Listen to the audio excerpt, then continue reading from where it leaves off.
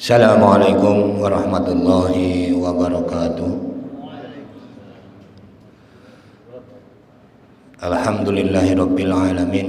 Rabbis shrahli sadri wa yassirli amri wahlul 'uqdatam min lisani yafqahu qawli. Amma ba'du. Puji dan syukur mari kita sama-sama panjatkan kehadirat Allah Subhanahu wa taala atas segala nikmat dan karunia-Nya yang telah diberikan kepada kita semua, sehingga alhamdulillah pada pagi hari ini kita dapat melaksanakan salah satu kewajiban kita, yaitu sholat subuh yang dilaksanakan dengan cara berjamaah. Salawat dan salam semoga senantiasa terlimpah curahkan kepada junjungan kita, panutan kita, Nabi besar Muhammad Sallallahu Alaihi Wasallam. Mudah-mudahan kita semuanya mendapatkan syafaatnya di hari yaumil qiyamah nanti. Allahumma amin. Jamaah subuh yang dimuliakan oleh Allah Subhanahu wa taala, memenuhi permintaan dari Dewan Kemakmuran Masjid dalam rangka kegiatan Ramadan pada tahun 1442 Hijriah ini. Alhamdulillah saya diberikan kesempatan untuk menyampaikan tausiah, sedikit mengingatkan kepada kita semua. Dan yang kedua, saya selaku Satgas Covid sudah wanti-wanti dari awal, kalau tahun yang lalu kita tidak dapat melaksanakan aktivitas Ramadan secara sempurna, alhamdulillah pada tahun ini kita dapat melaksanakan 95% dilakukan secara normal. Yang 5% adalah dengan catatan, yaitu salah satunya kita tetap menggunakan protokol kesehatan. Alhamdulillah semua rangkaian kegiatan jadwal yang dirancang oleh DKM dan dimusyawarahkan oleh seluruh pengurus berikut Satgas Covid-19 di lingkungan RW, alhamdulillah dapat dilaksanakan dengan baik. Bapak Ibu yang saya hormati, pada kesempatan hari ini adalah kesempatan yang kedua kita melaksanakan saum. Alhamdulillah, mudah-mudahan ibadah kita yang akan kita laksanakan senantiasa diberkahi oleh Allah Subhanahu wa taala, diberikan kebaikan dan diberikan kemudahan. Bapak Ibu yang saya hormati, puasa yang kita laksanakan sebagaimana di dalam surat Al-Baqarah, surat ini sudah sangat populer di surat 183. Yang pertama adalah tujuannya mencapai derajat la'allakum tattaqun. Tetapi sebenarnya tidak mudah untuk melakukan itu semua, karena tentu ketika kita melaksanakan sebuah ibadah banyak sekali tantangan yang harus kita hadapi, terutama tantangan dan godaan-godaan yang selalu menghimpit kepada kehidupan kita. Jamaah salat subuh yang dimuliakan oleh Allah Subhanahu wa taala, puasa adalah salah satu ibadah yang istimewa. Kenapa dikatakan istimewa? Karena pada hakikatnya semua yang kita lakukan di bulan Ramadan dilipat gandakan pahalanya oleh Allah Subhanahu wa taala tanpa terkecuali. Oleh karena itu, saum kita, ibadah kita, puasa kita adalah secara langsung Allah yang akan menilainya. Oleh karena itu, ibadah-ibadah yang kita lakukan tergantung bagaimana perbaikan kualitas baik dan buruknya ibadah yang kita lakukan. Karena Allah yang memberikan penilaian, maka mari kita bersama-sama mengevaluasi kembali ibadah-ibadah kita yang akan kita lakukan. Mumpung masih di awal, ini masih di hari kedua, mudah-mudahan kita semuanya akan bisa mencapai derajat la'allakum tattaqun ini. Jangan sia-sia, jangan hanya sekedar berpuasa secara lahiriah sebagaimana sudah banyak disampaikan oleh ustadz-ustadz kita di setiap ceramahnya.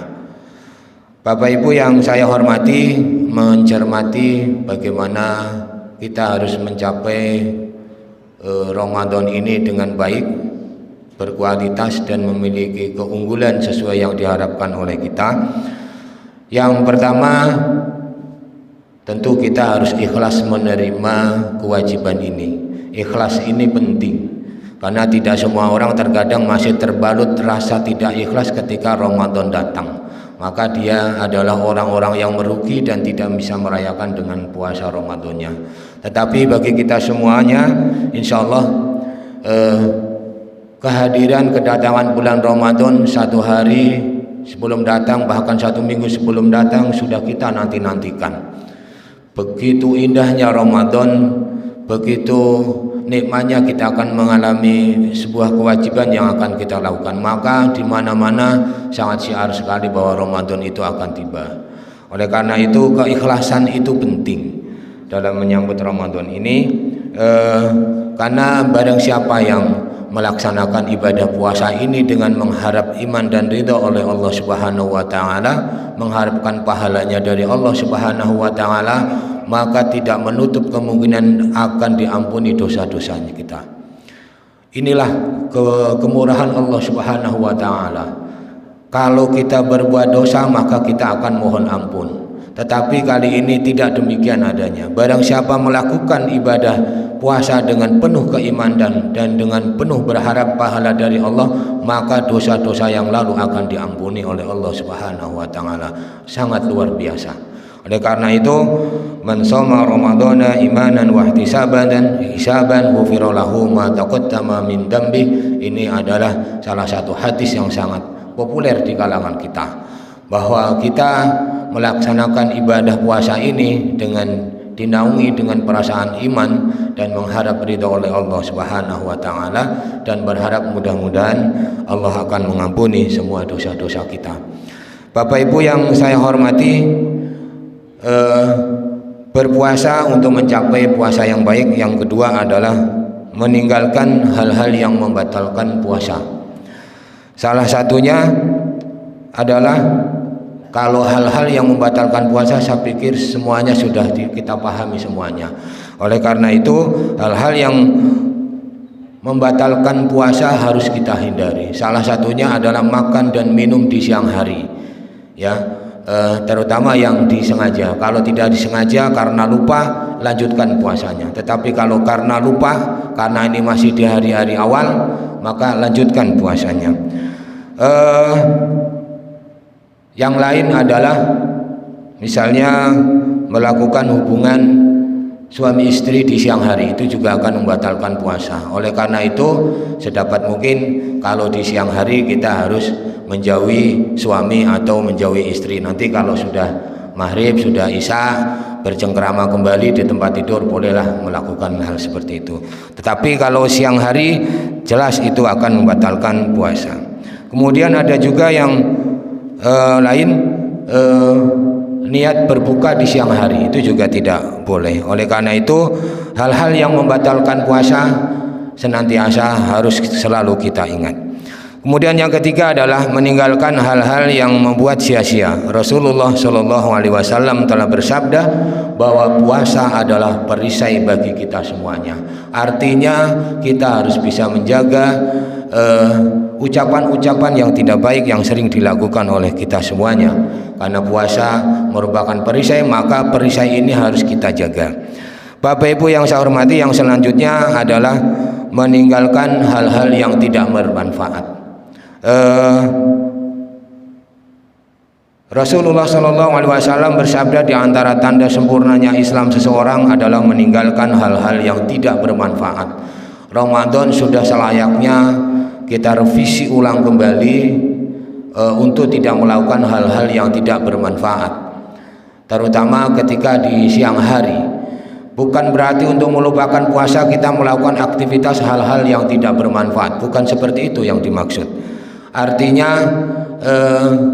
yang sulit kita hindari adalah saat ini adalah media televisi, media handphone, dan media-media yang lain. Di sisi lain banyak sekali mengandung manfaat, tapi di lain sisi banyak sekali madharatnya. Oleh karena itu kita harus selektif ketika menerima informasi-informasi yang kita terima, baik dari televisi maupun handphone dan sebagainya.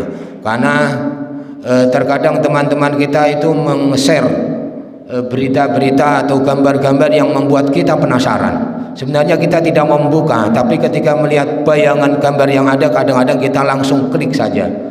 Nah, begitu diklik ternyata kadang-kadang sifatnya bisa bercanda, bisa serius, bisa yang lainnya yang kadang-kadang tidak memiliki manfaat penting dalam kehidupan kita. Oleh karena itu kita harus selektif. Termasuk di televisi juga, ya, di televisi kita harus selektif menerima hal-hal yang tidak bermanfaat.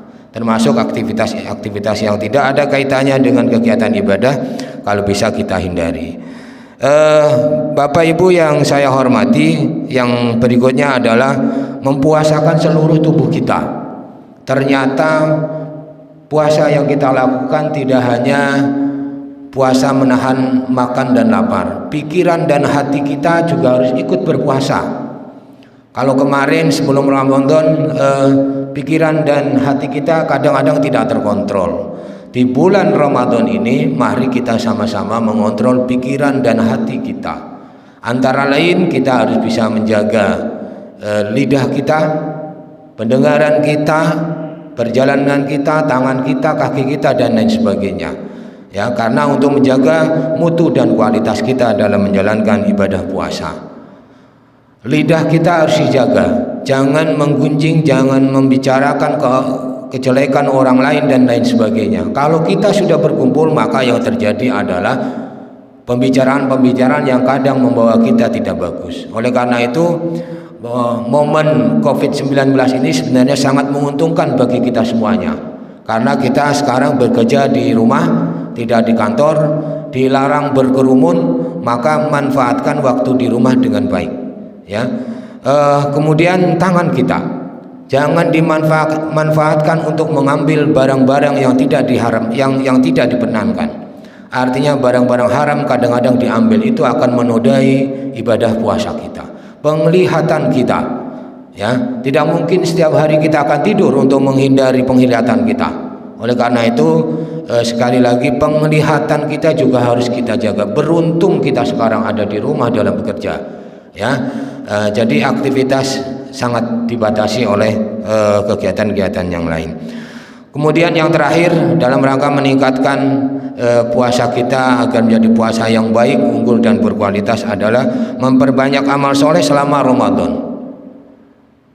Dimanapun kita berada, ketika kita mempunyai kesempatan dan peluang untuk melakukan amal Ramadan, berinfak, bersedekah, maka lakukanlah. Tidak hanya di lingkungan kita, tidak hanya di masjid kita, di tempat-tempat yang lain pun bisa.